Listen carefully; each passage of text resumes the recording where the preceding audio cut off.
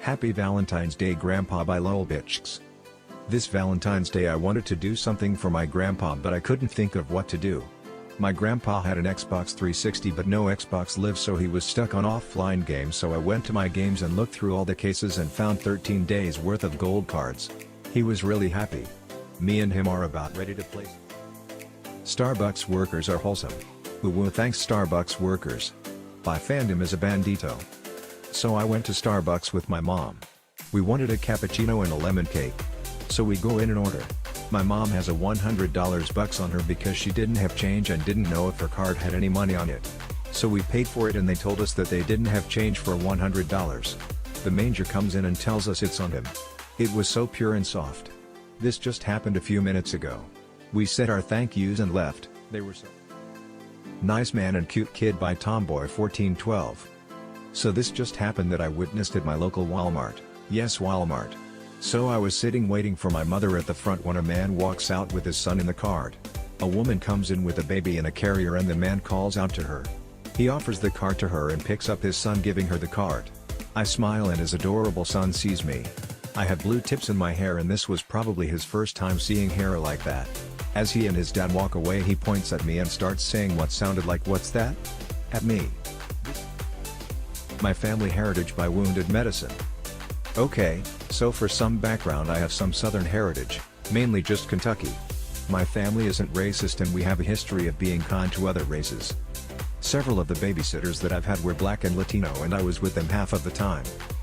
B equals brother, M equals mom, me equals me, so it starts out with this convo. Me: hey mom, do we have any Southern heritage? I ask that because I just want to know. M: yes, actually your great-grandfather was raised by a black nanny on a plantation.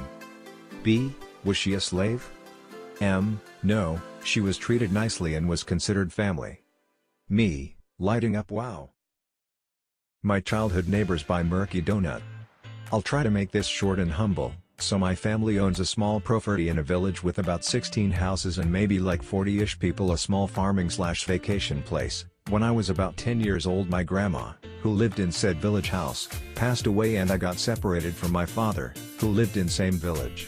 I'm 18 now and I found the courage to go there without having emotional breakdown, and when I was passing on my yard a neighbor called to me by name.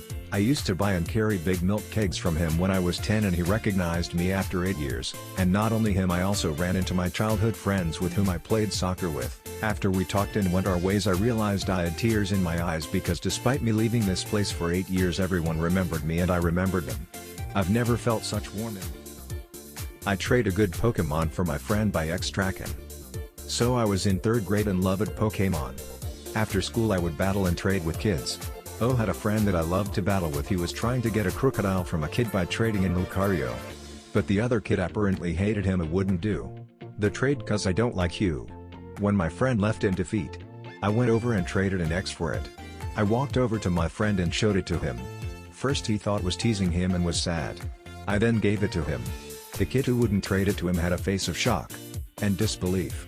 He wouldn't trade with me again. His only cards left were some Squirtles and other weak ones other than my ex. I then went on in 5th grade summer school to let my friend borrow my Charizard. It had 150 APT so it could one-shot a lot of things. He was a best wholesome kid yesterday at work by Millennium Popsicle. Premise: I'm a waiter, I have a mustache and I wear suspenders. Yesterday while I was working I went to serve this mother and her child. While I was taking their order, the kid kept whispering to his mom while staring at me. At some point the mother encourages him with, "And you should tell him." The child smiles and looking at me says, "I like you." I was totally unprepared for it, so I actually blushed. "Well, thank you," I said. The mother explained, "There's this TV show he loves, it's his favorite show, and the man on the show has a mustache and wears suspenders." Needless to say, I blushed even more. Everything went well and they were satisfied with the food and the service. I made sure to give that kid a cupcake on the house after he indeed made my day. I thought this belonged here. Also, any of you has any idea on what that TV show could be? Cousin gives me his shorts after an embarrassing moment by Your Average Redder. Sorry for bad writing, I'm on mobile. This is a really short story, so I'm in NJ at my aunt's beach house for summer break. My cousin, let's call him A, is a really sweet kid. I look up to him. He is amazing. So we are planning to head to the amusement park and was told not to eat too much as we would be getting dizzy from rides. I had eaten too much and went on some rides. I was okay. At the end of the night I feel like shooting, I'm gonna throw up. I go on one last ride. I puke on myself and tremble getting off the ride. I was laid down on a nearby bench, my shorts being thrown in the trash. I am now sick, and in my underwear. Right then and there takes off his shorts and gives them to my aunt to give to me. My aunt hands me his shorts and I put them on. I stand up with the help of my older brother and hug him crying. We walk out of the park. In boxers, me in slight oversized basketball shorts. I'm sobbing tears of joy knowing what he would do for his little cousin. He is just the best. We laugh about it now anytime I head to their house in NY or NJ. My cat's odd relationship with the other cat by mischief is trash. This is just a short little story, but oh well. I've had my female cat, Belle, for 6 years. We used to spend every moment I was home with one another.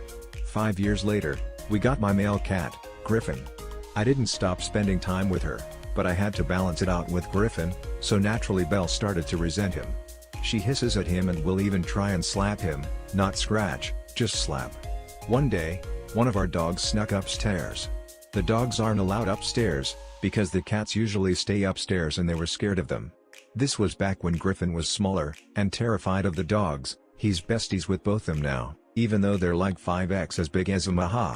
So Griffin had darted into my bathroom while Luna, the dog, was hard on his paws. I went into my bathroom to find Belle standing right between the two, hissing and swiping at my dog.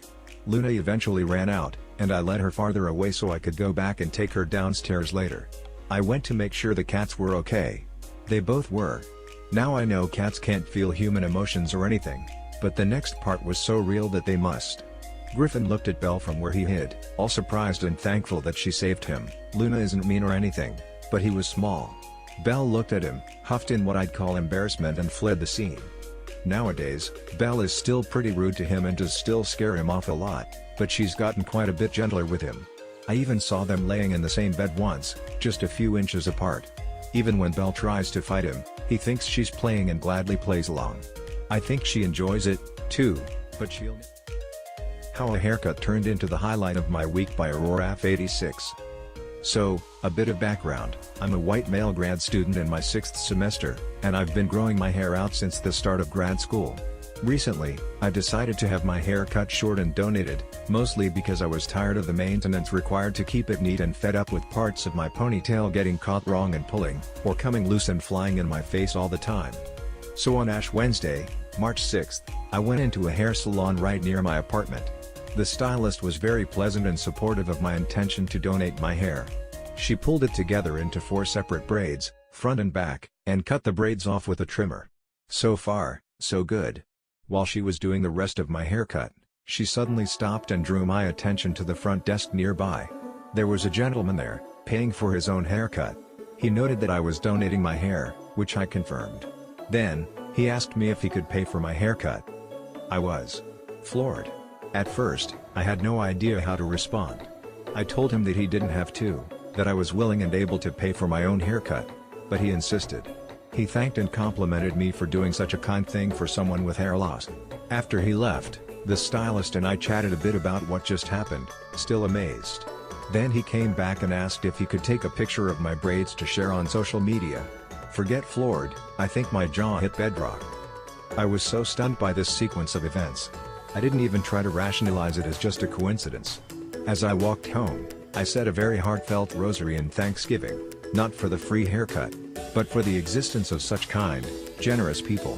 I normally don't ascribe events like this to the direct action of God, but I can't help but suspect that in this instance, God was working through that gentleman to remind me of something. Lent is traditionally observed through prayer, fasting, and almsgiving. I decided to give my excess hair to a child with hair loss. That gentleman insisted on paying for my haircut out of the goodness of his heart. And God, out of the fullness of his goodness, gave to both of us a spirit of kindness and generosity. Best haircut ever. Comfort by a Disney mascot by a real epic doggo.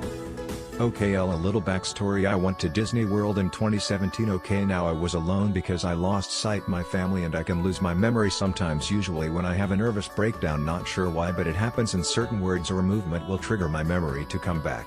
Mum didn't know about this at the time BTW, I also didn't bring my phone with me because I didn't want to lose it at the park. Me as well Mia Nicholas. JHM is Judy Hopps mascot. NWM is Nick Wild mascot. M is my mom.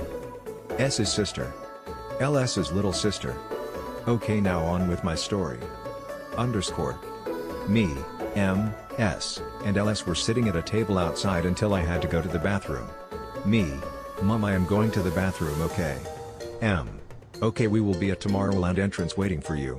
Me, okay, goes to the bathroom and have a nervous breakdown for some reason. 10 or 12 minutes have passed and I walked out of the bathroom forgetting what my mom said / Me, looks around for my family starting to have another nervous breakdown. JHM, sees me having a breakdown and come over to me and start to rub my hair. Me, calms down. Hey, can you show me where? My mom points to the table where my mom and sisters sat and my 2 sisters went to if you saw them. JHM, rubs my hair a little more, shakes her head yes, and take my hand, starts guiding me to my mom. S, Mom, there is Nicholas, point to me. JHM, lets go of my hand and wait until I get to my mom's side. M, thank goodness you're okay. Me, thank you Judy for helping me.